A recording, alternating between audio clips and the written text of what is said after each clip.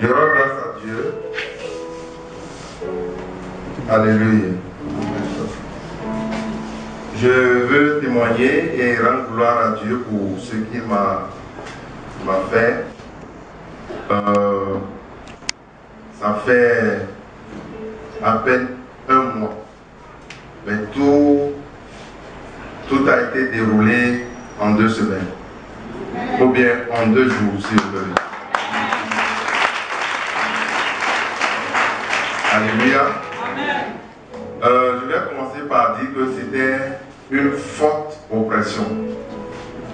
Et cette oppression ne me permet pas de dormir pendant 3 mois.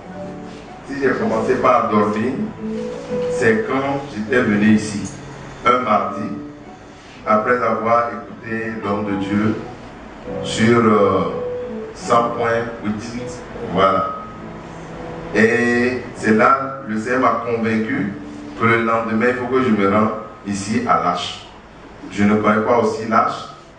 C'est une dame que j'ai rencontrée en bordure de la route là-bas qui m'a dit que il connaît une église où il connaît des sœurs qui chantent. Elle a appelé le nom de la personne. Donc il m'a indiqué et je suis arrivé.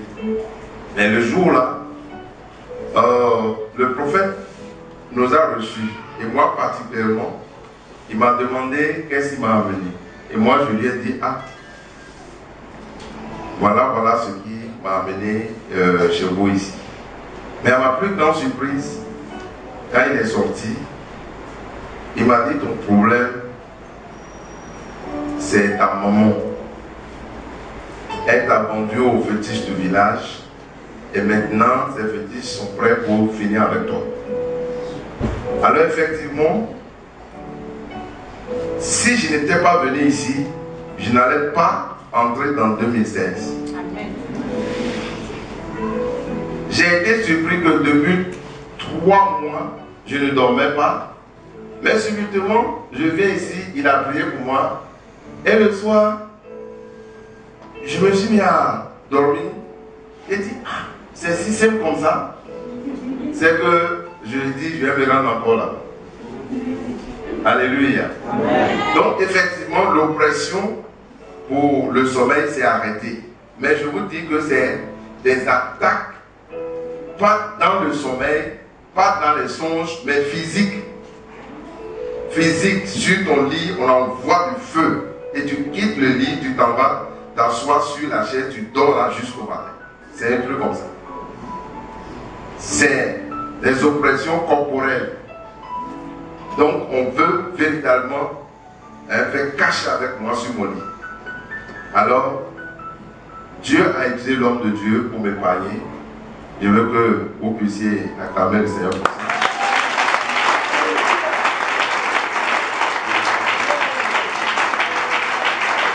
Amen.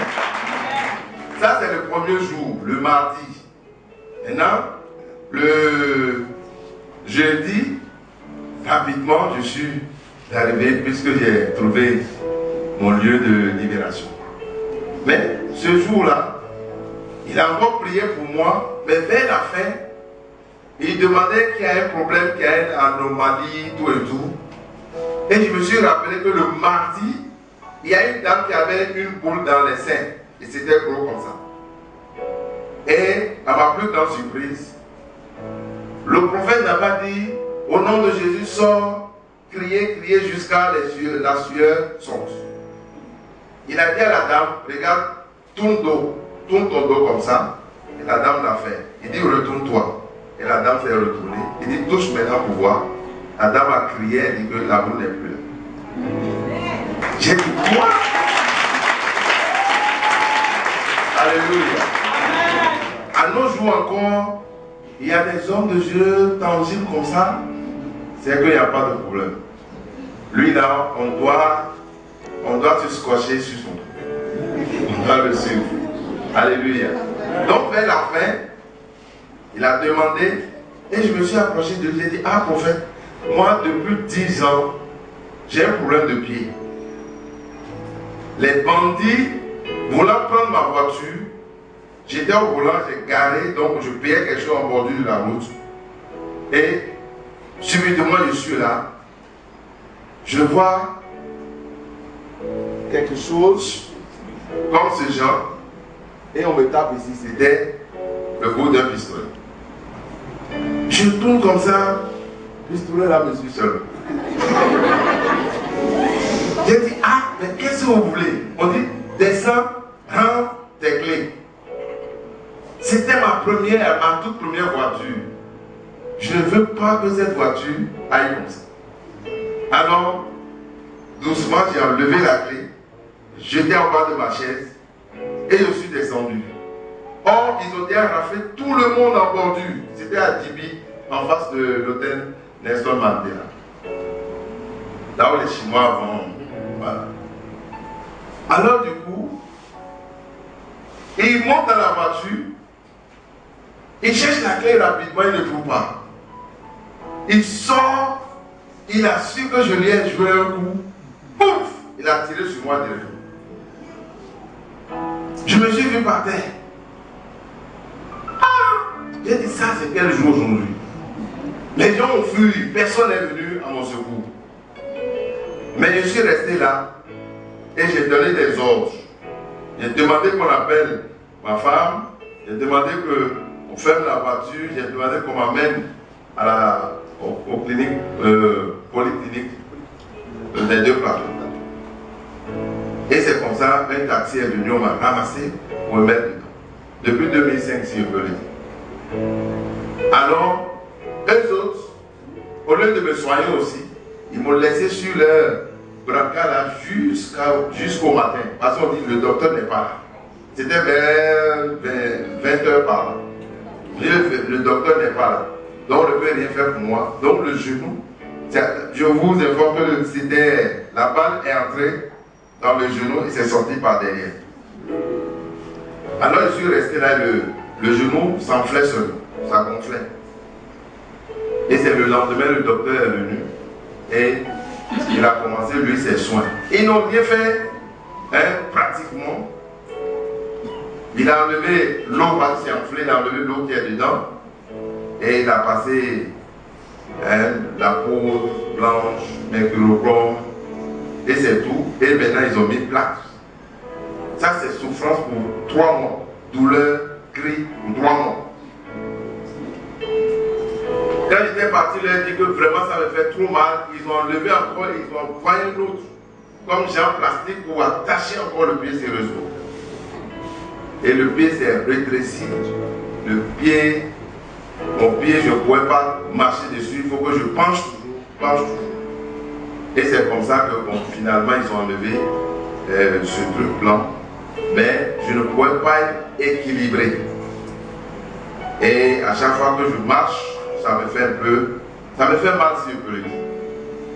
Et en plus de ça, les nerfs ont commencé par rétrécir. Donc le pied, ça diminuait petit à petit. C'est là que j'ai dit au prophète, vraiment j'ai un problème de pied. Il dit, ton pied est comment? Tes 2 pieds ne sont pas au même niveau bien quoi. C'était tellement rapide, il dit, assieds-toi. Mets tes 2 pieds sur une autre chaise. Et je l'ai posé. Et avant d'ordonner, lui ne prie pas, il ordonne.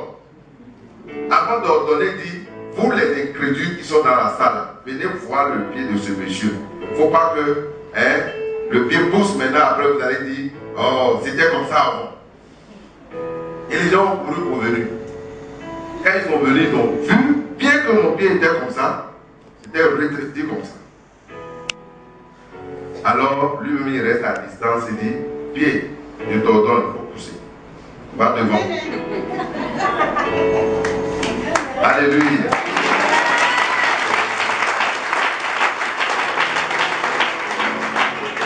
Donc c'est comme ça que il a dit 3 fois et du coup mon pied a commencé par pousser. Moi-même j'ai crié Ouah! Il y a d'autres qui sont tombés dans ces corps. C'est du jamais vu. Le pied pousse, ça sort comme ça. Alors j'ai dit Non, il y a un prophète. Alléluia.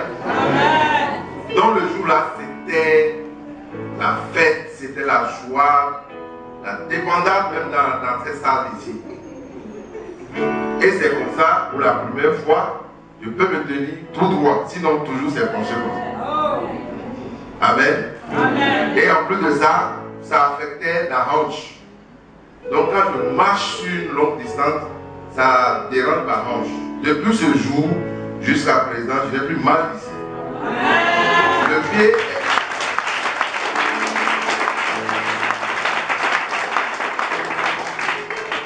Le pied est resté tout droit. Mais néanmoins, vous serez un peu surpris que j'ai écrit sur ce papier, parce que je n'avais pas précisé au prophète que ça ne se pliait pas, donc on doit plier. Je n'ai pas dit, j'ai dit que mon pied, il y a un qui est long plus que l'autre seulement, et lui il a fait ce travail. Donc tout à l'heure, je vais lui demander que le pied puisse plier. Donc je ne serai pas étonné. Alléluia. Donc je vais faire ce